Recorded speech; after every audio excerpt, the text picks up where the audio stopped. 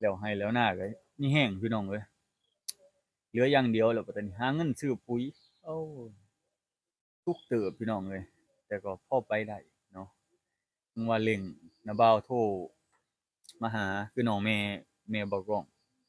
เพิ่นว่าโอ้ยเมื่อยบ่ล่ะเอ้ยอดเอาเด้อเพิ่นว่าบอกบ่ต้องอดเอาเนาะ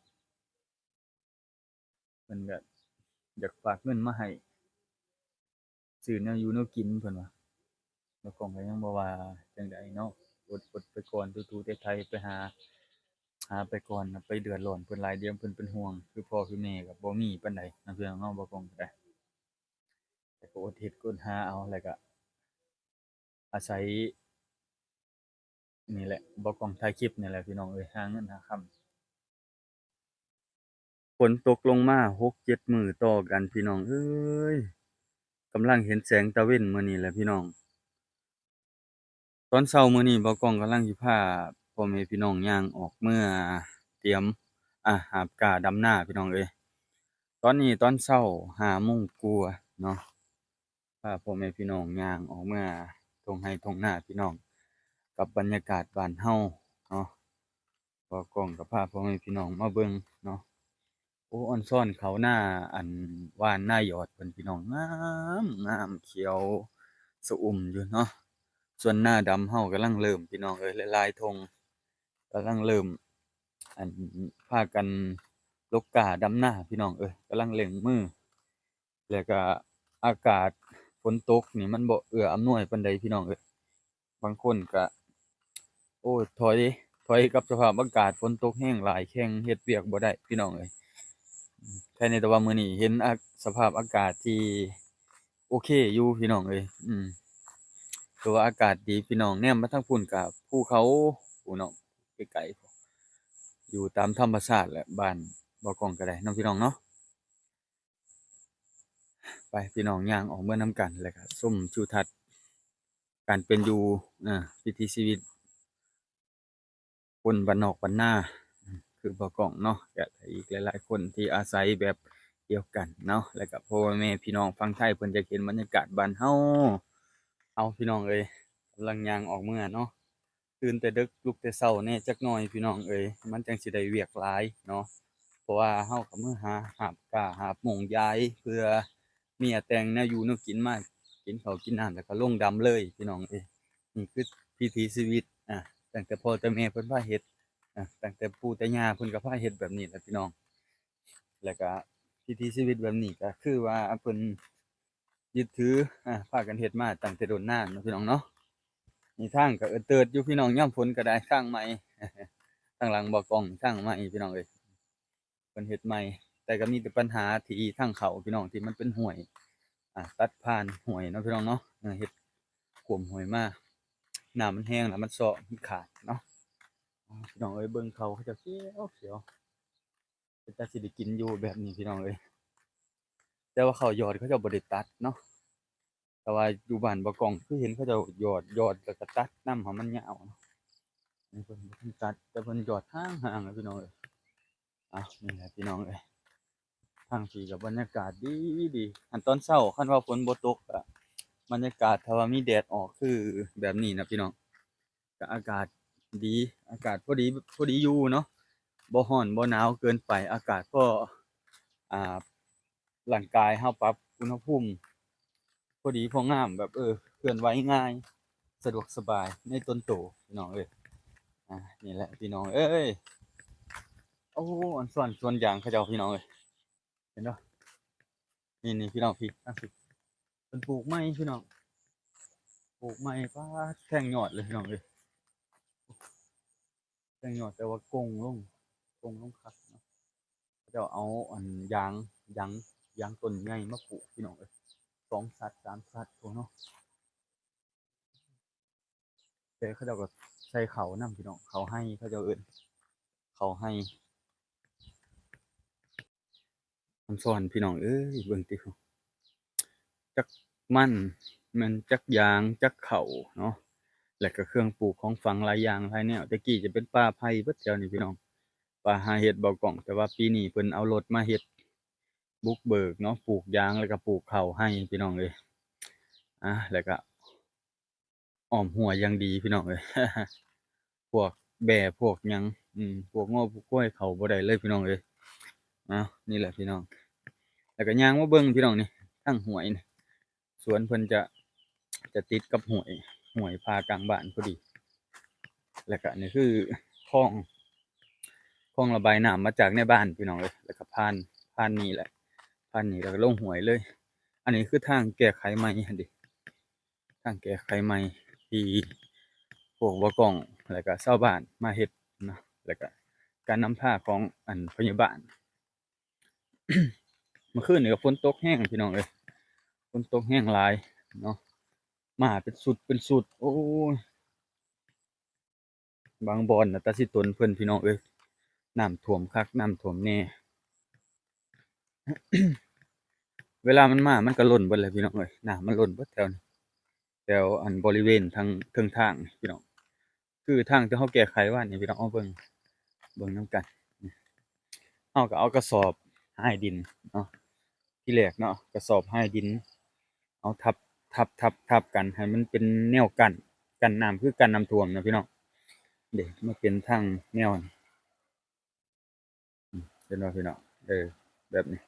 เป็นสันแล้วก็ถมกับหลุมที่มันเป็นอยู่บ่อนนี้พี่น้องมันยุบเนาะมันยุบอยู่บ่อนนี้แหละมันยุบอยู่บ่อนนี้แล้วก็เอากระสอบนี่พี่น้องกระสอบให้ดินมาทับลงหลายๆสั้นเนาะ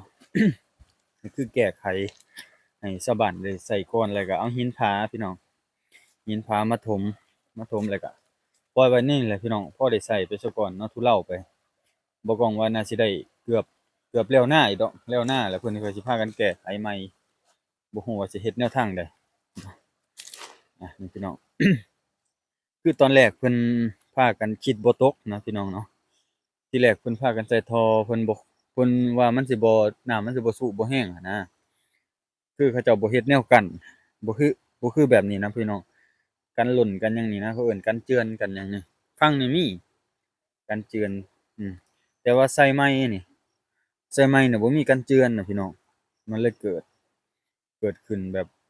บ่ได้คาดคิดเลยทางใหม่ๆเฮ็ดแล้วก็ยังบ่แล้วยังได้มาเฮ็ดเองเนาะพี่น้องเนาะ มีแต่พากันเที่ยวเส้นพุ่นไปก่อนเนาะ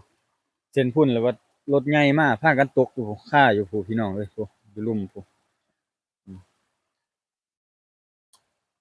นี่แหละพี่น้องเอ้ยตอนนี้ก็คือว่าไปได้มาได้นะโอเคแล้วพี่น้องเอ้ยเนาะเบิ่งประมาณนี้นะพี่น้องเนาะไปเราก็ออกไปหน้านำกันพี่น้องเอ้ยออกไปหน้านำกันอึ๊บอืม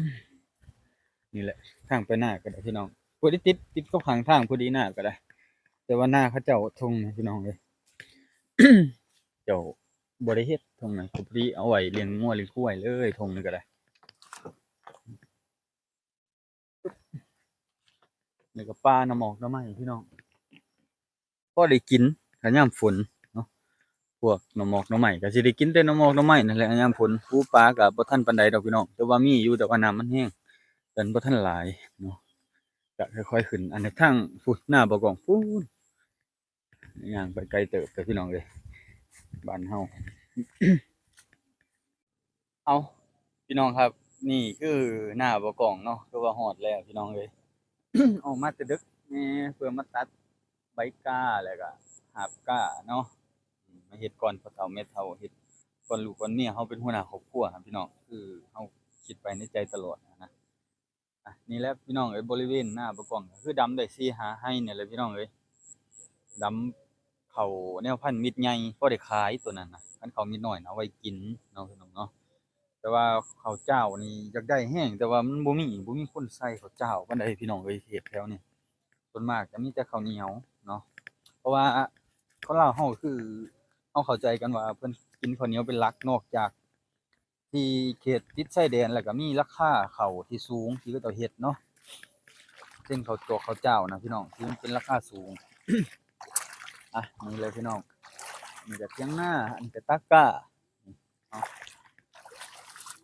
น้ำให้นาก็คือเต็มทุกไร่นะพี่น้องเอ้ย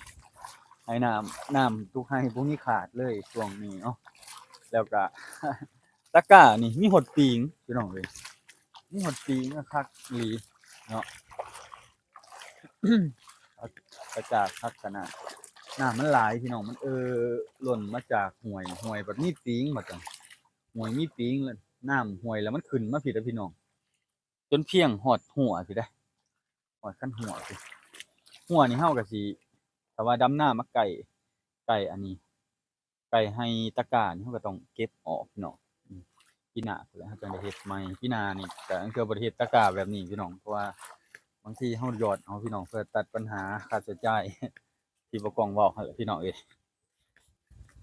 อืมมาฮอดเถียงนาเฮาแล้วพี่น้องเอ้ย